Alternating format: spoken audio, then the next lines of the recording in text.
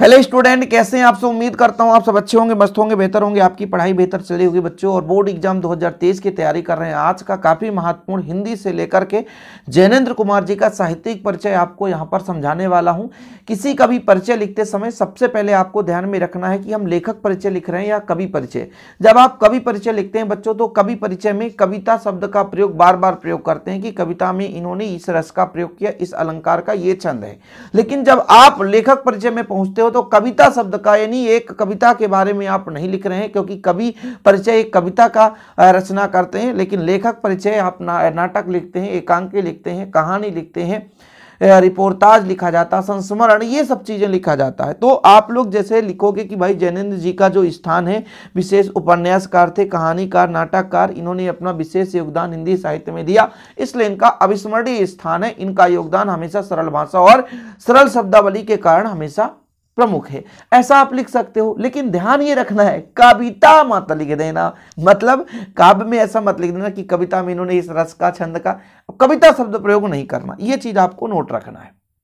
मैं क्या कहने जा रहा हूं वो समझ रहे हैं ना, जो आपके फीलिंग को अंदर तक पहुंचा रहा है। मैं भाई वो शब्द को नोट कर लो कि आप जैनेंद्र कुमार जी का समझ गए भाई कि साहित्यिक परिचय, दो रचनाएं, भाषा, शैली, साहित्य में स्थान। मतलब इनके बारे में यदि कहा जाए तो ये लेखक हैं, और लेखक में हम नाटक, एकांकी और उपन्यास ये सब प्रयोग कर सकते हैं। ये चीज आपको ध्यान में रखना, ठीक। तो दो रचनाएं में कैसे याद करना है। परख सुनीता, दो, एक लड़का एक लड़की थे, इनको बड़ा ही टॉर्चर किया गया, तो एक रात वो फांसी लगाने के लिए जा रहे थे। ऐसा ट्रिक से याद करना है। परख सुनीता लड़की थी, एक रात फांसी, ये आपके 4 इनकी रचनाएं हैं। हम ज़्यादा रचना भी नहीं लिखते ना। अब आपके एग्जाम के नज़दीकियां बढ़ते हुए हम ध्यान में रखते हैं कि आप उतना ही पढ़ो जो एग्जाम के पॉइंट ऑफ व्यू से हैं। बाकी तो पूरे साल आप अपने ज्ञान को बढ़ाने के लिए खूब पढ़े होंगे। अब आपको उतना ही पढ़ना है जो आपके, है ना, करीब में आपको भैया जो जरूरत है, ठीक।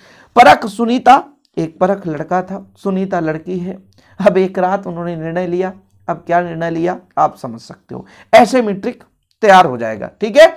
भाषा शैली में क्या लिखना होता है कि भाषा किस प्रकार से, भाषा सरल, सहज, कठिन, किस प्रकार से भाषा का प्रयोग किया, और उनमें शैली कौन कौन सी है।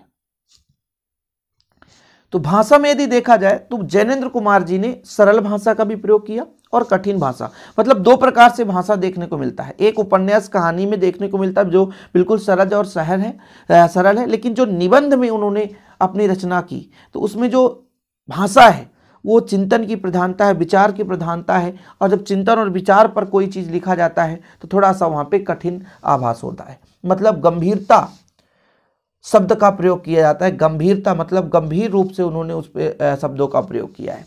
तो जैनेंद्र जी का भाषा जो है वो 2 रूप में देखने को मिलता है। एक तो उपन्यास कहानी में जो भी लिखे उन्होंने बड़े सरल सहज, लेकिन जो निबंध में उन्होंने सहज रूप से प्रयोग ना करके अपने विचार को चिंतन की प्रधानता दिया। विचार जो भी किए उन्होंने थोड़ा सा सरल भाषा का प्रयोग ना कर गंभीर रूप से कठिन भाषाओं का, कठिन शब्दों का प्रयोग किया है।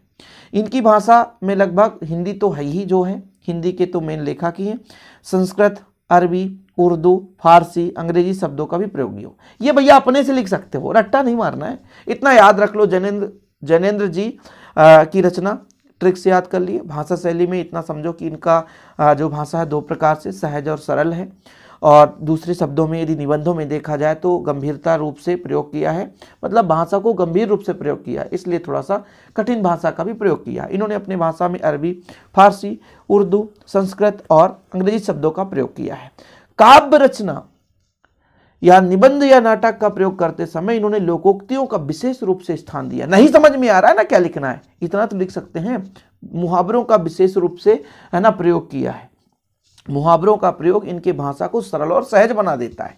ऐसा आप अपने भाषा में लिख सकते हो, रट्टा नहीं मारना है, अपने भाषा में लिखना। और शैली के बारे में थोड़ा 2-4 शैली, जैसे विवेचनात्मक शैली, वर्णनात्मक शैली, भावात्मक शैली, मनोविश्लेषणात्मक शैली, मनोविश्लेषणात्मक शैली, इन शैलियों का भी प्रयोग किया है।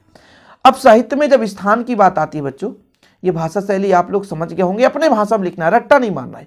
साहित्य में स्थान जब बात आ जाती है तो हमने बताया ना, इस साहित्य में स्थान लिखते समय आप कविता मत लिख देना।